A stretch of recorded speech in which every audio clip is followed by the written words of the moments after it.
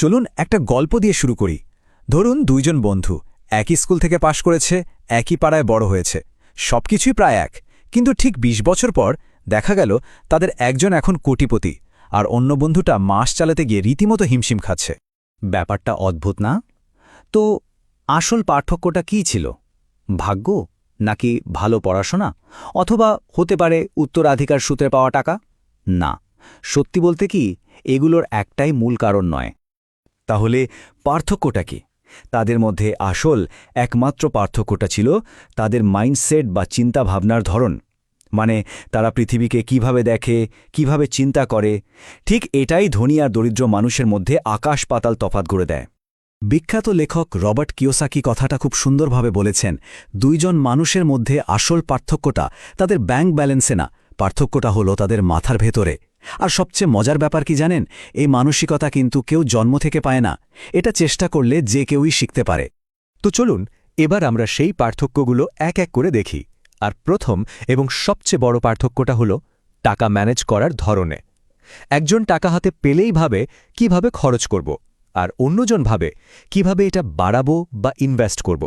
দেখুন, দরিদ্র মানসিকতা হল আমি টাকার জন্য কাজ করি, মানে মাস শেষে বেতন পাব, সেই টাকা দিয়ে চলব।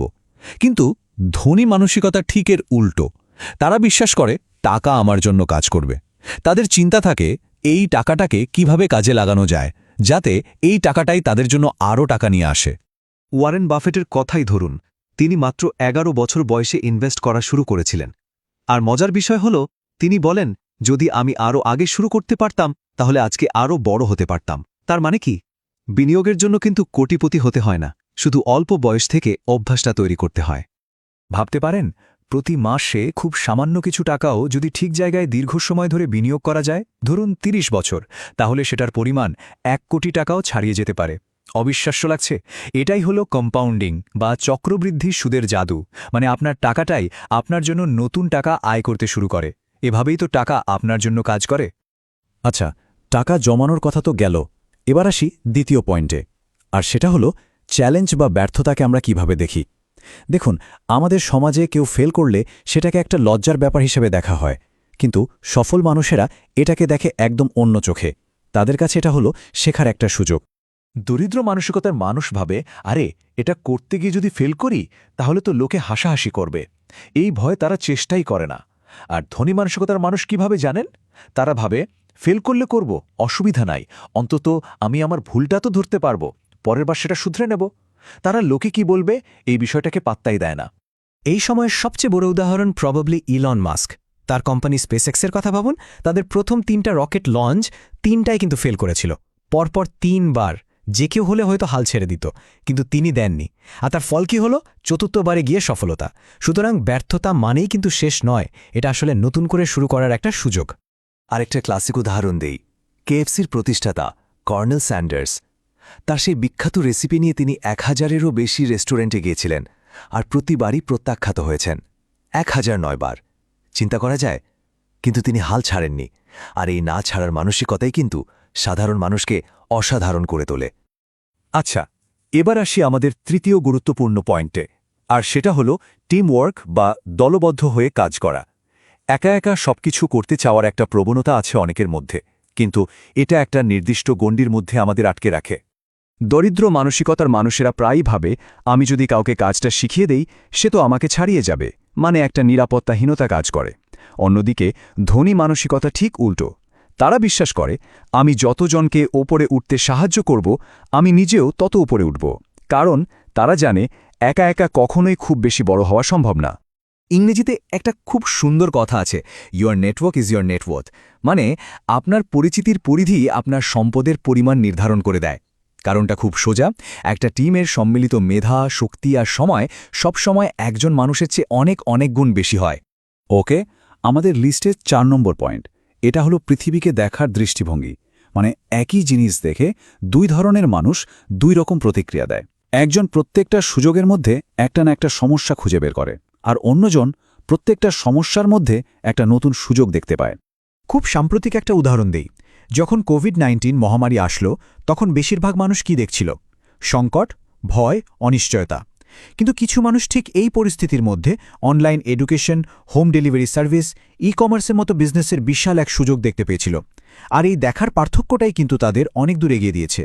আমাদের দেশের কথাই ভাবুন না, ঢাকার ট্রাফিক জ্যাম একটা ভয়াবহ সমস্যা, তাই না? কিন্তু এই সমস্যা থেকেই তো রাইড শেয়ারিং অ্যাপগুলোর জন্ম। আবার ধরুন, কৃষকরা তাদের ফসলের ঠিকঠাক দাম পাচ্ছিলেন না। এই সমস্যাটাই কিন্তু জন্ম দিয়েছে অনেক অ্যাগ্রিটেক স্টার্টআপের। তার মানে প্রত্যেকটা সমস্যাই আসলে একটা ডিসগাইজড অপরচুনিটি বা ব্যবসার সুযোগ। প্রশ্নটা হলো, আমাদের দেখার চোখটা কেমন? এবার আসা যাক পঞ্চম কৌশলে, আর এটা হলো আর্থিক নিরাপত্তার একটা মূল সূত্র। ধনীরা কখনোই শুধু একটা আয়ের উৎসের উপর ভরসা করে বসে থাকে না, তারা সবসময় একাধিক আয়ের রাস্তা তৈরি করে। একটা স্ট্যাটিস্টিক্স দিলে ব্যাপারটা আরও পরিষ্কার হবে। বিভিন্ন গবেষণায় দেখা গেছে একজন সাধারণ মানুষের আয়ের উৎস থাকে গড়ে মাত্র একটা, আর একজন অ্যাভারেজ মিলিয়নিয়ারের কয়টা থাকে জানেন? 7টা। তার মানে একটা ইনকাম সোর্স যদি কোনো কারণে বন্ধও হয়ে যায়, তাদের চিন্তার কারণ থাকে না। সোজা কথায়, শুধু একটা চাকরির ওপর নির্ভর করাটা বেশ ঝুঁকিপূর্ণ। এখন আমরা আসছি সম্ভবত আজকের আলোচনার সবচেয়ে গভীর আর সবচেয়ে গুরুত্বপূর্ণ পার্থক্যটায়। এটা কোনো কৌশল নয়, এটা একটা দর্শন, আর সেটা হলো ভিকটিম বনাম ক্রিয়েটর মাইন্ডসেট। মানে একজন নিজেকে সবসময় পরিস্থিতির শিকার ভাবে, আর অন্যজন নিজেকে ভাবে নিজের জীবনের কারিগর। ভিকটিম মানসিকতা কেমন হয়? আমার এই অবস্থার জন্য আমার পরিবার দায়ী, আমার দেশ ভালো না, আমার তো ভাগ্যটাই খারাপ, মানে সবকিছুর জন্য অন্যকে বা পরিস্থিতিকে দোষ দেওয়া। আর ক্রিয়েটর মানসিকতা কি বলে? পরিস্থিতি যেমনই হোক, ভালো বা খারাপ, আমার জীবনটা আমিই গড়ব। আসল কথা হলো, জীবনের স্টিয়ারিং বা রিমোট কন্ট্রোলটা কিন্তু নিজের হাতেই থাকে। তাহলে চলুন পুরো আলোচনাটা একবার এক ঝলকে দেখে নিই। ধনী মানসিকতা গড়ে তোলার জন্য কি কি করতে হবে? ১. টাকা শুধু খরচ না করে বিনিয়োগ করুন। ২. ব্যর্থতাকে ভয় না পেয়ে সেটা থেকে শিখুন। ৩. একা চলার বদলে একটা শক্তিশালী টিম বানান। ৪. তাৎক্ষণিক লাভের পেছনে না ছুটে দীর্ঘমেয়াদী লক্ষ্যের দিকে মনোযোগ দিন। ৫. সমস্যার মধ্যে সুযোগ খুঁজে বের করুন। ৬. আয়ের জন্য একাধিক রাস্তা তৈরি করুন। আর সবশেষে এবং সবচেয়ে জরুরি, নিজেকে পরিস্থিতির শিকার না ভেবে নিজের জীবনের স্রষ্টা হয়ে উঠুন। তো আজকের এই আলোচনা যদি একটু কাজের মনে হয়, তাহলে আমাদের ক্যারিয়ার নলেজ চ্যানেলটা সাবস্ক্রাইব করে রাখতে পারেন। আমরা চেষ্টা করি প্রতি সপ্তাহে এরকমই কিছু চিন্তাভাবনা করার মতো বিষয় নিয়ে হাজির হতে। দেখুন, এই পয়েন্টগুলো কিন্তু কোনো ম্যাজিক ফর্মুলা না। এগুলো আসলে প্রতিদিনের ছোট ছোট অভ্যাস আর চিন্তাভাবনার পরিবর্তন। আর মনে রাখতে হবে, যখন আমাদের মানসিকতা বদলায়, তখন আমাদের জীবনটাও বদলাতে শুরু করে। তো শেষ করার আগে একটা প্রশ্ন রেখে যাই, নিজেকে কোন দলে ফেলা যায়, ভিকটিম মানসিকতায় নাকি ক্রিয়েটর মানসিকতায়? আর যদি কোনো একটা জায়গায় বদল আনতে হয়, সেটা কোনটা হবে? আপনাদের মতামত নিচে কমেন্ট করে অবশ্যই জানাবেন।